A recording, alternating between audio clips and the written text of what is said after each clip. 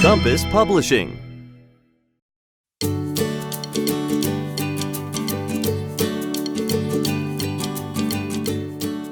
Welcome back to the International Cooking Channel. I'm your host, Claire Rose.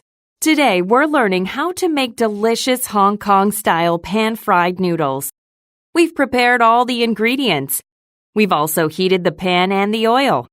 Now we're ready to cook the noodles in the frying pan. First, put the noodles in the pan and fry them until they turn to a golden brown color. This should take about 10 minutes. When they change color, take them out of the frying pan. Put the crispy fried noodles on a large plate. Then turn up the heat on the stovetop to high. Add 2 more tablespoons of oil into the pan and wait for another minute while the oil heats through the process of convection.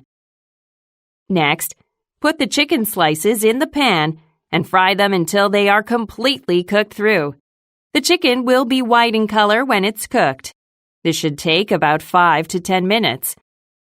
Then turn the heat back down to medium. Add the rest of the oil and wait another minute or 2. Then add all of the sliced vegetables, ginger, and garlic.